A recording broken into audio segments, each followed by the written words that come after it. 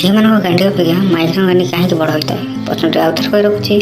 ଝିଅମାନଙ୍କ ଗାଣ୍ଡି ଅପେକ୍ଷା ମାଇକିଙ୍କ ଗାଣ୍ଡି କାହିଁକି ବଡ଼ ହୋଇଥାଏ? ଉତ୍ତରଟି ହେଉଛି ବାହା ହୋଇ ସାରିବା ପରେ ଗାଣ୍ଡି ପଟେ ଅଧିକ ମାଡ଼ ଖାଇଥାନ୍ତି। ଆଉ ଥରେ କହି ରଖୁଛି, ବାହା ହୋଇ ସାରିବା ପରେ ଗାଣ୍ଡି ପଟେ ଅଧିକ ମାଡ଼ ଖାଇଥାନ୍ତି। ପରବର୍ତ୍ତୀ ପ୍ରଶ୍ନ, ଝିଅମାନଙ୍କର ମେନ୍ସ ହେଉନଥିଲେ କ'ଣ ଖାଇଲେ ମେନ୍ସ ହୁଏ? ପ୍ରଶ୍ନଟି ଆଉ ଥରେ କହି ରଖୁଛି, ଝିଅମାନଙ୍କର ମେନ୍ସ ହେଉନଥିଲେ କ'ଣ ଖାଇଲେ ମେନ୍ସ ହୁଏ? ଉତ୍ତରଟି ହେଉଛି ଘିଆ ଖାଇଲେ ଜଲ୍ଦି ମେନ୍ସ ହୋଇଥାଏ। ଉତ୍ତରଟି ଆଉ ଥରେ କହି ରଖୁଛି, ଘିଆ ଖାଇଲେ ଜଲ୍ଦି ମେନ୍ସ ହୋଇଥାଏ। ପରବର୍ତ୍ତୀ ପ୍ରଶ୍ନ, ଝିଅମାନଙ୍କର ବିବାହ ସରସର ହେଲେ କେଉଁ ଜିନିଷ ବ୍ୟବହାର କରନ୍ତି? ପ୍ରଶ୍ନଟିକୁ ଆଉ ଥରେ କହି ରଖୁଛି, ଝିଅମାନଙ୍କର ବିବାହ ସରସର ହେଲେ କେଉଁ ଜିନିଷ ବ୍ୟବହାର କରନ୍ତି? ଉତ୍ତରଟି ହେଉଛି କିଛି ବାଇଗଣ ଓ କାକୁଡ଼ି ବ୍ୟବହାର କରିଥାନ୍ତି। ପରବର୍ତ୍ତୀ ପ୍ରଶ୍ନ,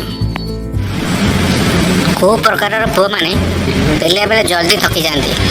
ପ୍ରଶ୍ନଟିକୁ ଆଉ ଥରେ କହି ରଖୁଛି, କେଉଁ ପ୍ରକାରର ପୁଅମାନେ ପେଲିବା ବେଳେ ଜଲ୍ଦି ଥକିଯାଆନ୍ତି? ଉତ୍ତରଟି ହେଉଛି ମୋଟା ଏବଂ ପେଟ ବାହାରିଥିବା ଲୋକମାନେ ଜଲ୍ଦି ଥକିଯାଆନ୍ତି। ପରବର୍ତ୍ତୀ ପ୍ରଶ୍ନ, କେଉଁ ଝିଅଙ୍କର ଯୌନାଙ୍ଗ ଆମ୍ବୁଲ ଭଳି ଫାଡ଼ିଆ ଦେଖାଯାଏ? ପ୍ରଶ୍ନଟି ଆଉ ଥରେ କହି ରଖୁଛି, କେଉଁ ଝିଅଙ୍କର ଯୌନାଙ୍ଗ ଆମ୍ବୁଲ ଭଳି ଫାଡ଼ିଆ ଦେଖାଯାଏ? ଉତ୍ତରଟି ହେଉଛି ମୋଟା ଝିଅଙ୍କ ଯୌନାଙ୍ଗ ଆମ୍ବୁଲ ଭଳି ଫାଡ଼ିଆ ଦେଖାଯାଏ। ପରବର୍ତ୍ତୀ ପ୍ରଶ୍ନ, କେଉଁ ପୁଅଙ୍କଠାରୁ ପେଲା ଖାଇବାକୁ ଝିଅମାନେ ଡରିଥାନ୍ତି? ପ୍ରଶ୍ନଟିକୁ ଆଉ ଥରେ କହି ରଖୁଛି, କେଉଁ ପୁଅଙ୍କଠାରୁ ପେଲା ଖାଇବାକୁ ଝିଅମାନେ ଡରିଥାନ୍ତି? ଉତ୍ତରଟି ହେଉଛି ମୋଟା କଦଳୀ ଥିବା ପୁଅଙ୍କଠାରୁ। ଉତ୍ତରଟି ଆଉ ଥରେ କହି ରଖୁଛି, ମୋଟା କଦଳୀ ଥିବା ପୁଅଙ୍କଠାରୁ। ପରବର୍ତ୍ତୀ ପ୍ରଶ୍ନ, ମହିଳାଙ୍କ ଗୁଫାକୁ ଚୁଷିବା ଦ୍ୱାରା ତାଙ୍କୁ କେମିତି ଲାଗିଥାଏ? ପ୍ରଶ୍ନଟି ଆଉ ଥରେ କହି ରଖୁଛି, ମହିଳାଙ୍କ ଗୁଫାକୁ ଚୁଷିବା ଦ୍ୱାରା ତାଙ୍କୁ କେମିତି ଲାଗିଥାଏ? ଉତ୍ତରଟି ହେଉଛି ଅଧିକ ମଜା ଲାଗିଥାଏ।